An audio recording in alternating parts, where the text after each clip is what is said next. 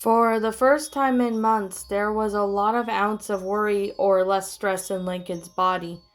Ever since he walked through the door, the only person keeping him occupied was his bubbly infant sibling. Time was just a bit but a blur to Lincoln, not taking any notice any times that passed since Lily cherished his presence from the form of playing around with her toys. Sometimes the boy would join in the fun to help Lily's imagination run wild, and he certainly didn't disappoint Lily as she laughed at almost everything he did. She occasionally gave Lincoln a different toy to use, to become confused as he hadn't had a clue what to do with it, only to take it back moments later and attempt to eat it. Lincoln chuckled every time. Before pulling it from her open maw and setting it onto the floor, his heart grew warmer each time Lily smiled at him with her nearly toothless mouth. The loud boy raised an eyebrow upon noticing that the tops of her small teeth, ever so slightly poking out of her gums. Someone's growing to be a bit bitter, he joked to himself as Lily started to chomp on the plastic cube from the shape set. Her stomach gurgled a little. Hungry, Lily replied simply, still gumming up the plastic object in her hands. All right, Lincoln chortled, getting to his knees before lifting the baby, who kicked her legs around in an excitement manner. Let's get you fed. He then took a cube from her mouth and dropped it to the floor. As Lincoln walked over towards the dining room, he noticed that it was completely already 1:30. 1:30? What time did he get home again? Lincoln narrowed his eyes and thought to himself. It had been around 11, he spoke, making Lily glance up at him. She was still sucking on her fingers. This didn't go unnoticed as he smiled at her. It's not about you, Lily. Just talking to myself. Lily giggled. Lincoln, funny. She pointed at his nose, and not a moment later. Upon reaching the room where the family ate together, Lincoln noticed his dad sitting at the table with a bunch of papers flanking to him on both sides. The boy grew concerned as he noticed the little scrunched up face that his father had. You okay, Dad? Huh? Lynn Sr. looked from his work upon hearing his name. Oh, didn't see you there, sport. He smiled. I'm fine. The potash looked around the sheet. I thought I needed to start wearing some reading glasses. Says, you mean the ones Pop-Pop wears? Yep, Lynn Sr. nodded. Your old man's starting to get to that age where I can't read small letters like I used to, which is also not a good idea when you have someone who's apparently crashed their computer so hard it needs to be set back to factory settings. Lincoln didn't actually understand. IT work, aside from it deals with computers, Lisa would definitely know more about it than he would. The lad shuddered a little as he thought about his brainiac of a sister, who was subsequently made him think about his 8 older siblings. The stress and anxiety that had left him felt lost in his chest like a 30-pound weight. Lincoln's breathing became noticeably uneven. Lincoln? Lily asked, poking his mouth with the finger. The lad shook his head upon realizing he had been staring into space. It's nothing. Hey, Dad? Lincoln looked at his father. Can you feed Lily? I need to go upstairs. Sure, Lincoln. Lynn shrugged as getting up from his seat to take his youngest child. Almost immediately after Lily left Lincoln's grasp. No! She whined, reaching her arms out towards her brother, with it kicking her tiny feet against her father's stomach. Seeing that she was almost at the verge of crying, Lincoln grabbed one of Lily's small hands with a few of his fingers. I'm not going anywhere, Lily, he spoke softly as he smiled, lightly fumbling across one of her eyes as she sheds a tear. Just need to go upstairs and finish unpacking everything. We'll play together later. Lincoln finished with a light kiss to the forehead. That seemed to do the trick as Lily sniffled a little bit before becoming a plasmid, nestling against her father's chest with a slight frown on her face. Wow, that's the quickest I've seen anyone calm her down in the last few weeks, Lynn stated, heading for the kitchen. Lincoln raised a brow. Didn't one of our... He paused. He knew the exact word and he wanted to say it, but how he felt that he should describe it. With a slight with the unnatural, chilling weird, It was one of those which he would refer to as his other siblings, but at the end, he settled for them try to take care of her. Who's them? The older man asked, opening the fridge, pulling out the small cup of applesauce. Lincoln deep breathed in. My other sisters, he spoke slowly, shuddering a little. Oh! Lynn gave the door HIPAA check to shut the fridge door. Let's just say Lily wouldn't talk to anyone for a while after that thing happened, sport. She didn't want to sleep in Lisa's room, and myself and your mother could barely keep her calm whenever she started crying. It didn't take a savvy approach for Lincoln to figure out Lily was upset about his absence. He couldn't blame her either. Spending the bitter part of 2 months away from the house was enough to make this sense of feeling home alien to him. You could even say the old house felt like it was stepping into a new home if it weren't for the fact that it was run down in more ways than one. But that being true to himself, Lincoln still felt the pangs of guilt in spite of the situation he was in. He could only imagine the restless nights Lily had, desperately waiting for her brother's return. Not to mention those his parents had dealing with the fussy infant. But there was one very dark thought hidden within the pit of sorrow, however. He wouldn't say it out loud. Part of Lincoln hoped his other siblings barely got sleep. He could explain why his thoughts ran across his head. Maybe it was the bitterness for making Lily mourn of his absence, or perhaps it was some deep resentment that had yet to show itself. Whatever it was, Lincoln felt a tad disturbed by his inner anger. Thankfully, his dad spoke out again before he could dwell on it any further. Oh, and I made your favorite sandwich while you were very busy with Lily. Lynn Sr. spoke as he gently fed a spoonful of applesauce to Lily's waiting mouth. You like peanut butter and sauerkraut, right? The very mention of those words made Lincoln's stomach growl in anticipation. I sure do, he replied, enthusiastically, while making a beeline for the fridge. Sure enough, there was a sandwich that had aforementioned shredded cabbage and peanut butter, all wrapped nicely in plastic. After being unable to enjoy his fair meal for so long, Lincoln wasted no time in undoing the wraps, taking a bite of his lunch. He gave a content sigh as he chewed slowly. Others may have been disgusted by this weird assortment of food, but it's not like he was eating pizza covered in mayonnaise. Just ew. Thanks, Dad, Lincoln replied as he left the kitchen.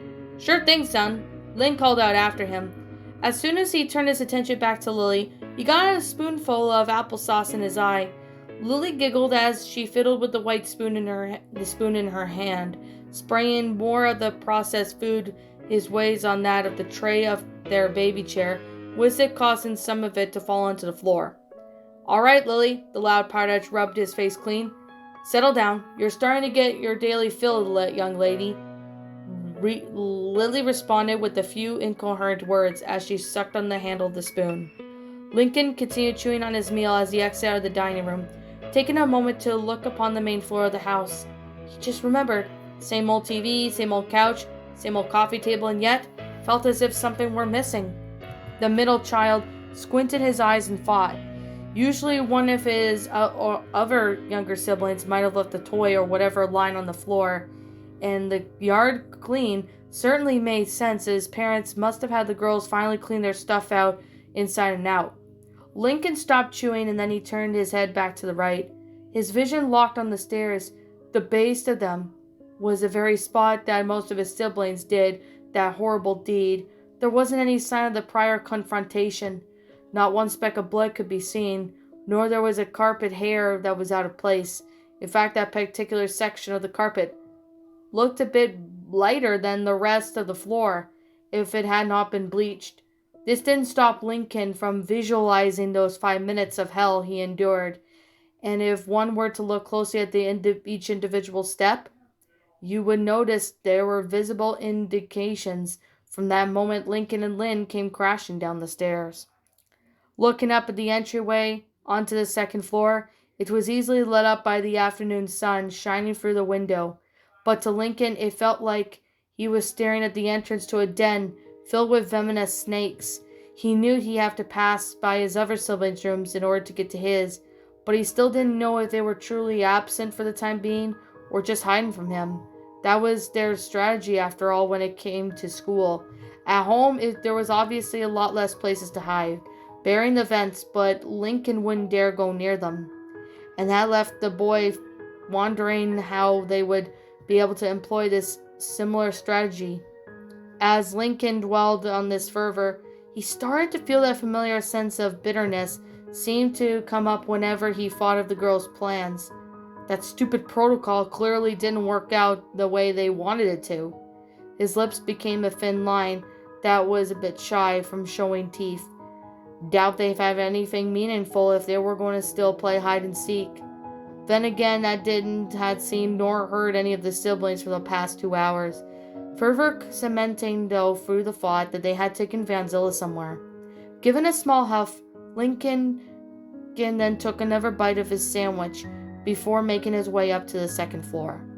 His body was partially stiff at the thought that something jumped out at him as soon as he reached the top. Knowing full well of how bad falling down the stairs it could be in any situation. In fact, Lincoln would have been certain that he might have broke something if Lynn just tossed him down the steps instead of trying to fight him. Once he reached the last step, Lincoln gripped the railing as tight as he listened for the very faintest sounds of movement, aside from hearing Lily giggling in delight and his father's laughter. It was so quiet that he could hear the house settle. All the doors were open, or at the very least, slightly cracked. Part of Lincoln told him to ignore this and make a beeline for his own room, but curiosity got the better of him. He opted to see if any of the siblings' rooms had changed in his absence, and he wanted to be thoroughly sure that no one was waiting to ambush him. Staring at the oldest girl's room, Lincoln only poked his head out enough just to get a good view without making himself known. Lori always had a problem with him being in the room when she was. Lenny, bless her heart, never did. But she never said anything to stop Lori from needlessly booting him out. Nothing apparently out of the ordinary, though, as there wasn't many fashion products lined up at the dresser. In front of the biggest mirror of the room, along with that, Lenny's sewing machine was missing. Lincoln raised a brow at this, but as soon he shrugged it off before leaving the vacant room. Turning around towards the performance abode, he poked his head out once more. In this room was a stark contrast with the one. Not only that there were Luna's various instruments missing, but there were also Luann's comedic props, her classic Joker-style chair, and Mr. Coconut's was nowhere to be seen, and her funny business calendar had all the days crossed out. "Where's all their stuff?" Lincoln asked out loud. He spotted a guitar laying next to the bunk bed, but it was just the same regular guitar you probably see in country singers use, opposite to the electric axe that Luna often sported. Eyeing the calendar, Lincoln walked up to it, lifting up the sheet with the current month to check off the rest of the year. Knowing Luann, she did plan her parties at least a month or so in advance, yet nothing was on there. Even if he could check to verify the previous dates, that there was a type of calendar where you toss out the sheets of paper for past months. "Guess Luann stopped doing funny business altogether," the Loud stated quietly. With now how important this voluntary job was for the comedian, it became quite a shock that Luann had to give up something that she was passionate about. Then again, Lincoln's brows furrowed a bit. "I had to give up a lot of my time just to help them." He dispelled the heated breath through his nose. "Guess it was all for nothing." Turning to leave, Lincoln took the last bite of the sandwich, chewing in somewhat of an agitated manner before swallowing. Stepping back into the hall, the boy made a hard left and sidestepped towards Lynn and Lucy's room before peeking inside. Lincoln looked down at both ends of the hall, only to make sure he was truly alone. The last thing he wanted to do was for Lucy to pop out of thin air like she always does. After that moment, he felt satisfied enough to take a look. Like before, Lincoln came across a sight that was alien to him. For as long as he was known Lynn, she was never quite of a person that liked to organize, or if she did, it was equal to leaving everything in a pile for easy search. None of her sporting equipment was around. The same could be said for her multiple sports jerseys. He doubled her stuff over would be smoshed up in the closet. Lynn enough had equipment to own a small department store. On top of that, Lincoln noticed that none of Lucy's bats were around. Being that it was still the middle of the day, they could be indoors, possibly in the attic at best. However, there wasn't enough ventilation to make the climate controlled, not to mention dusty. Plus, as Lincoln looked up at the ceiling, the dozens of claw marks were from the colony nested were quite faded, as if they had been in their room for months. Lucy wouldn't tell her bats to leave, would she? The Loud mumbled to himself. As he sauntered through the room, opening up the largest closet to Lynn's side of the room, it wasn't uncommon that bats would occasionally roast in the dark and cram space, much to the athlete's charging. Instead, Lincoln found nothing but rows of regular t-shirts and pants hanging on the rack. Like outside, there was not even a reference to sports hiding around there, although Lincoln could see some of Lucy's dark apparel. Okay, either my sisters have dropped their hobbies entirely, the middle child spoke and shut the door, or Mom and Dad dished out some heavy groundings. Lincoln exited out of the room to look at the last two boarded on his side. The results were the same. The majority of the girls' belongings were gone. Many of Lana's pets were missing besides Hops, who was resting in his terrarium. Lola's stuffed animals and pageant gowns were gone, along with her tiaras, after he did a quick check of her closet, and Lisa's chemistry set, along with other lab equipment, was absent. Kinda weird to actually see the Prodigy's room look like an actual bedroom instead of half lab, half sleeping quarters. None of the siblings would give up their possessions unless forced to.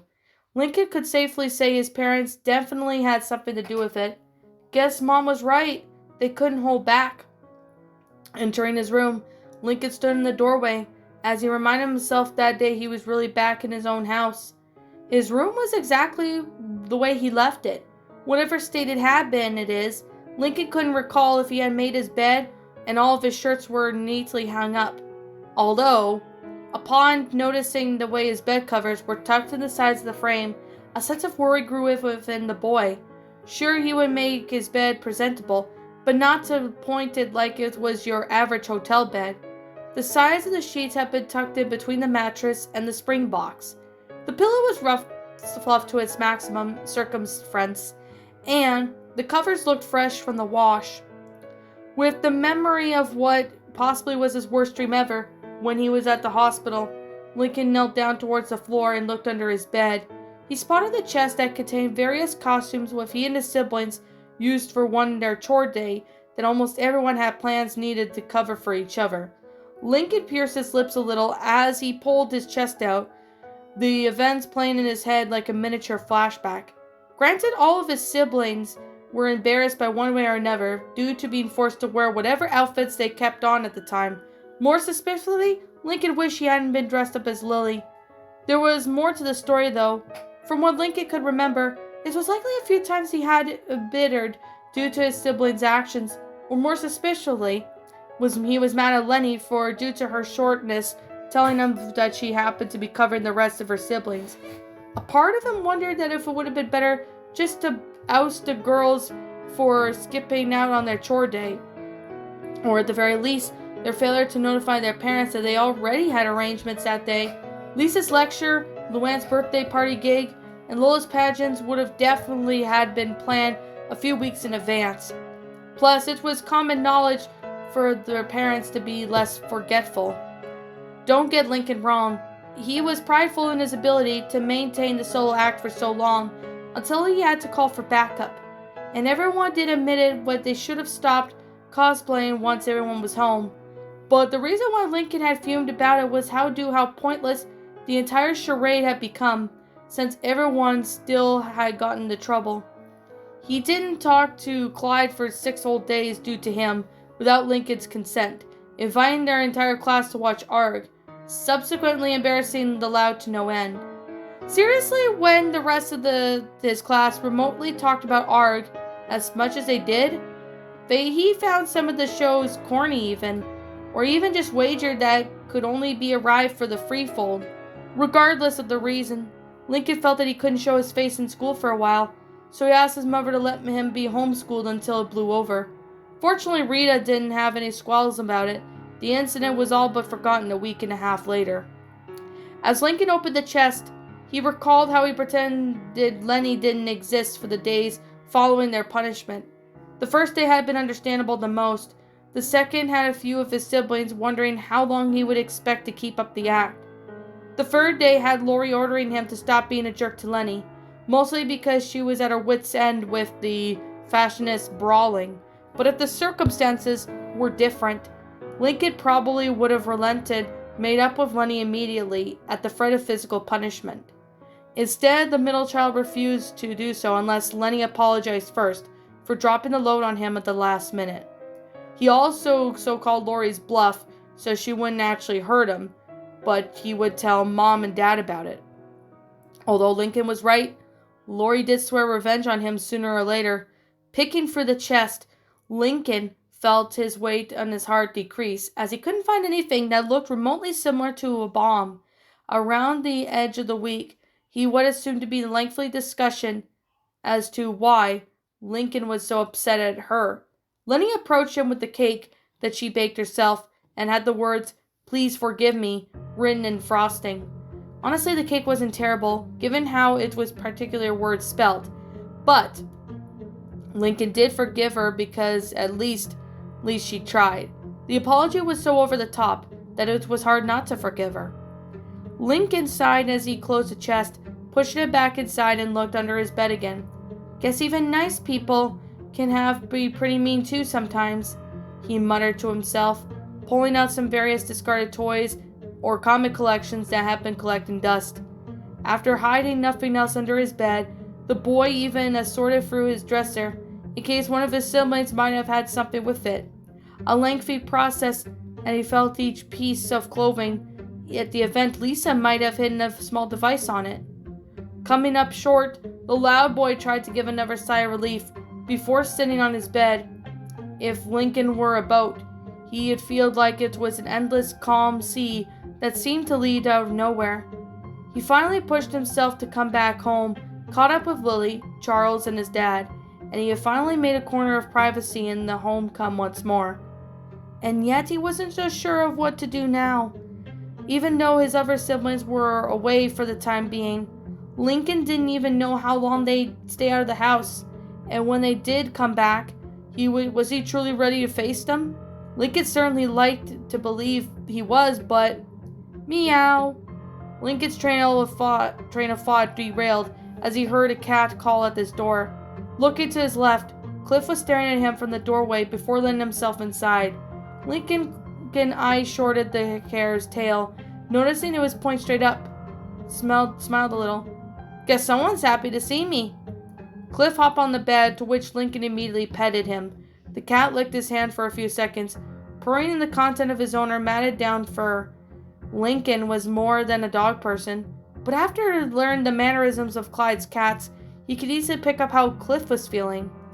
The back of the black cat just shook his head a little after Lincoln scratched him from behind the ears, soon walking over and lying himself across the boy's lap. "Cliff isn't exactly like Charles, but at least he doesn't jump on me every morning," Lincoln chuckled awkwardly. As his thoughts returned to his absent siblings, "Am I really ready to face my sisters again?"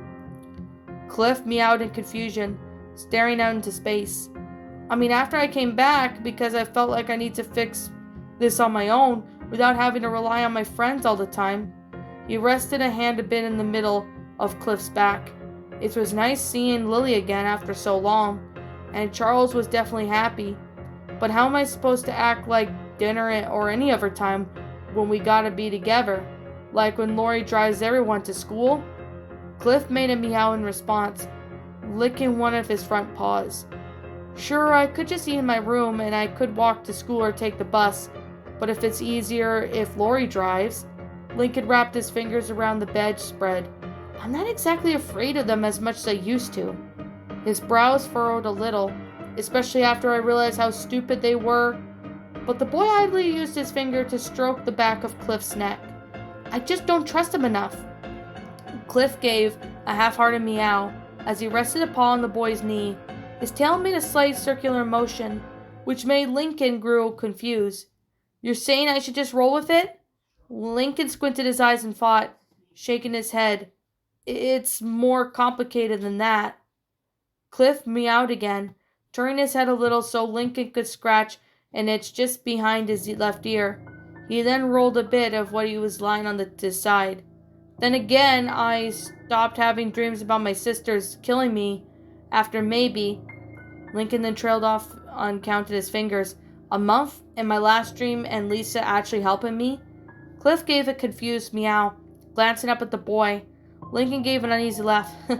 It's a long story. The sound of an engine sputtering from the window grabbed the boy's attention. Letting Cliff down, Lincoln pulled a chair just below this window and leapt up. From his perch, the middle child spotted a family van rolling into the driveway. The sight of it made his heart sink a little. In spite of the fact that he clearly see his own mother, whom was dressed in her dental attire, he also spotted Lori sitting in the front passenger seat, as well as numerous other shadows lining the windows. Lincoln dispelled shaky breath, putting on a fox smile. Well, I guess I don't have a choice, Cliff. So, is he here, right? Lynn asked the question, being directed towards the monarch. Your father said Harold dropped him off a few hours ago. Rita glanced up at the circular window, just outside of the house, spotting a tuft of white hair through the glass. So I figured he's probably in his room by now. I'm predicting that there is an 88% chance that he'll be there for the rest of the day. Lisa was the first to reply. But what are we going to do about the cool stuff we brought for him? Lenny asked, holding up a bag from the department stores she browsed through. It's probably not much, but it's still something, right? I still doubt Lincoln's going to accept our gifts. I mean, look who's giving it to him. Lynn gestured to herself. That's why you're going first, Lola stated, pointing her finger directly at the brunette's nose momentarily before withdrawing it. Besides, you already talked to his face 3 times now, and you were the reason why he had a cast on his arm. Lynn furrowed her brows. Says the girl who screwed up his teeth. Sensing a fight was about to occur, Rita immediately turned to the seats. Girls, enough! Everyone clammed shut for sets of eyes, addressing to their mother. I'm sure we all know this isn't going to be easy. Myself and your father still don't know how Lincoln will react to being around the house again. It is so possible that he wouldn't join us for a family when it comes to dinner. In a few moments after she spoke, Rita had a flashback of what she feared what could happen to Lincoln if he kept himself holed up in his room. She sniffled a little as she thought that passed, but the monarch steeled her nerves. There was no way she was going to let her baby boy feel like life wasn't worth living. But we can get through this, even if it takes Lincoln a long time to heal. How long we're talking, Ma? Luna asked, her voice carrying some traces for a hopeful answer. Rita could only give a sigh as she opened the driver door. I wish I knew, Luna. I wish I knew. The rest of the girls could only mull about this in silence, before getting out as well. A chill went up Lori's spine as she felt being watched, pausing from the front passenger door to give a side glance to the circular window where she knew her brother's room resided.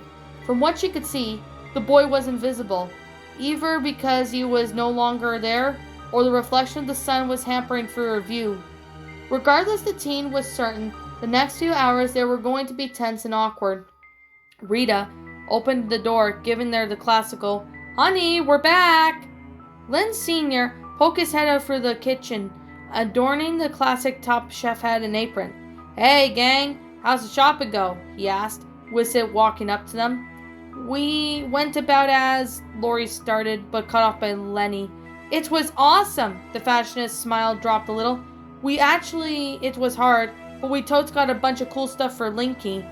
She then dug into the bag before pulling out a little plain white t-shirt with the words Number 1 Bro on the front.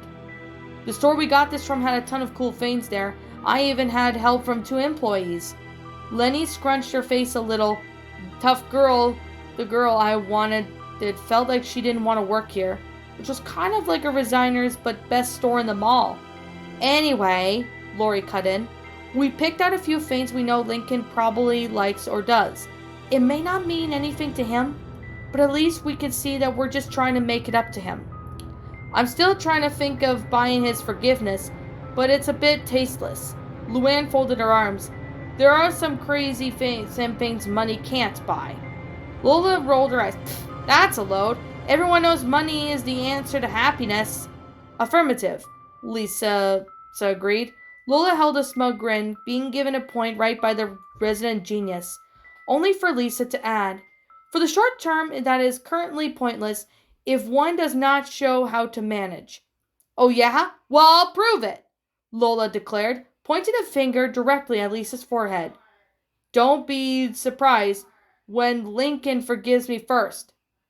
Lisa kept a stoic face on before moving the older girl's digits back a few inches. So you're going to be the first one to speak with him in private then?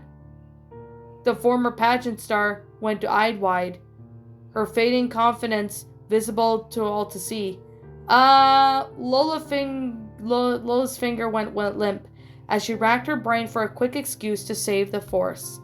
Lisa could have had a triumph grin if she wanted to, but decided not to egg the youngest of the twins to a potential altercation that would have turned physical. Let me know if your method's successful. Lola glared at the prodigy before turning away. I'll show you, you little, she uttered quietly. Lucy bit her cheek, looked at the display of the childish spat. Losing an interest a moment later, her eyes idly scanned the group. Lenny and Lori continued to talk to their dad, which was becoming a white noise at this point. Luna was checking at the items at the bag. Luann and Lana started to engage in small talk. Her mother promptly excused herself to change out of work out there. Lisa and Lola stayed silent, with the latter glaring into the holes of the Brainiac's head. It was times like this that Lucy was thankful that her family didn't seem to notice her presence. She didn't have much to say that would have been worth contributing, nor will she be able to participate. Heck, she'd rather be upstairs figure out a way to approach Lincoln without making the color drain from his face. The emo looked at her bag, jiggling an item within a moment. Being true to herself, Lucy didn't even know how to express her sorrow towards her brother in a way that wasn't alien to her. She knew that she could write poems all day, telling Lincoln her feelings, but Lucy felt that she had to do more. Way more if she wanted to hope to regain Lincoln's affection. The 8-year-old let out a sigh through her nose, to which was much anguish, as stemming from one issue, she knew Lincoln would be sore if it were brought up. There were no way to sugarcoat the fact that Lucy practically betrayed Lincoln after he protected her from scoring over the clogged toilet incident, and the dark-haired girl felt like she ripped his heart out and shredded to pieces, proving that one moment of sacrifice meant nothing to her, so Lucy wouldn't even bother doing a poem. But there was another form of art that she could do. Almost 2 weeks prior, she gave the doodling heartfelt a try, wasn't internally monologuing about her family's suffering. At the end result, it was a crude picture of her begging Lincoln to forgive her. The idea of making a picture made it so insane around Lucy remembered that comic she had made for him due to the reason Lincoln was prevented from going to a convention he was looking forward to. Hence the paint, set, and cover paper bag. Now Lucy didn't have much experience in painting, but much less drawing, but she was willing to give it a try nevertheless. She painted the picture to be perfect, and it wouldn't be too hard to get the necessary silence to focus and ensure that she wouldn't be disturbed. And speaking of effort, Lucy raised an eyebrow upon noticing a certain young brunette were missing from the group. "Where's Lynn?"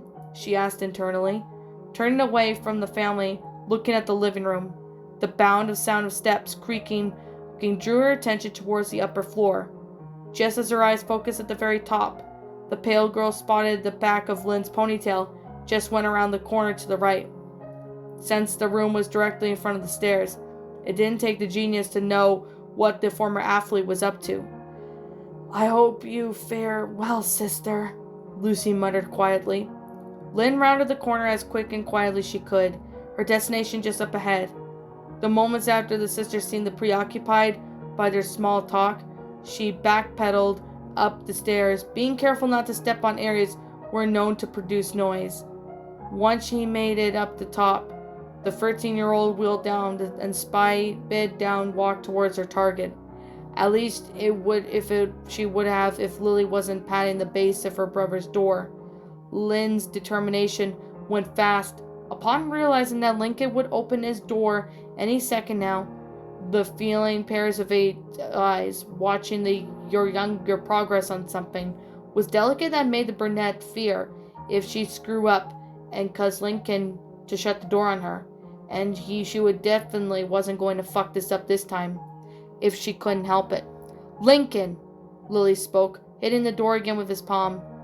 Her pleas were finally answered when the white-haired boy opened up a bit to glance down at his baby sister. Lily giggled a bit and was about to walk her way in, but stopped as Cliff made his way out. On instinct, Lily giggled as she reached for his tail, to which the short-haired cat meowed in displeasure before jumping away from her. Lily threw a raspberry at the cat before turning her attention to Lincoln as she felt his hands wrapped around her sides. I told ya I would only be a minute. The boy smiled, chuckled a bit as the tip of his nose. Hey, that tickles. Yeah, Lily replied, grabbing the boy's nose. Lincoln cringed a bit as Lily's sharp nails planted themselves in the soft, fresh nostrils. Oh, okay. He gently took the hand and removed the fingers. Your nails are sharp as bears, you know. Lily made a cheerful squeal as he sucked on her fingers. Lincoln couldn't help but have the grin on his face. He oddly looked past Lily as he watched Cliff walk down the hall, only to drop when he was brushed by the legs of his fifth oldest sister. Lynn tensed up upon their gazes meeting, but she also noticed that Lincoln was more focused on the bag in her hand than herself.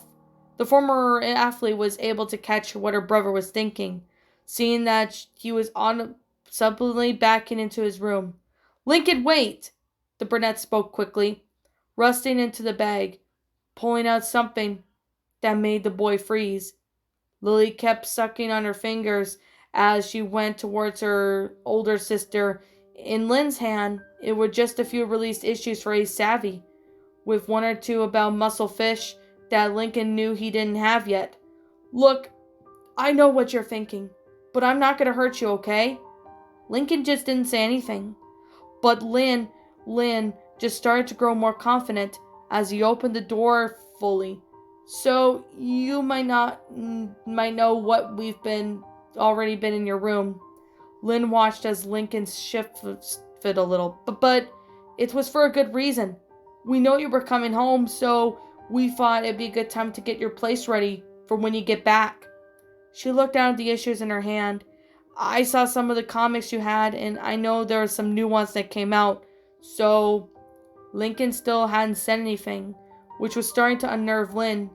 While the boy liked to admit that he didn't have any chance of updating his comic collection, the fact that Lynn actually went out of her way to get these new articles for him was rather daunting. She didn't even like reading comics unless they were sports related, and she outright said Ace Savvy was dorky to his face, numerous times in fact. But she couldn't deny that she was holding the truth while they were in therapy, and he wasn't picking up any underlying fret or misconceptions in her tone. Lily looked down between Lincoln and Lynn. She looked back towards Lynn, then back to Lincoln for a second time. She didn't even know why they were just standing far away from each other, while the infant was very much aware of what his sisters did was wrong, but hence why she wanted to sleep with her parents for the time, and just generally avoid his sisters. But seeing them trying to make effort to apologize to Lincoln put them back on their good graces. Maybe she looked up at her brother's face, and devoid of any bad emotions she knew about. Being against his chest, however, Lily could feel his heart beating a bit faster than normal. Maybe he just didn't know how hard the girls were trying. Well, that certainly wasn't going to stand down. Down, Lily spoke, patting Lincoln's hand.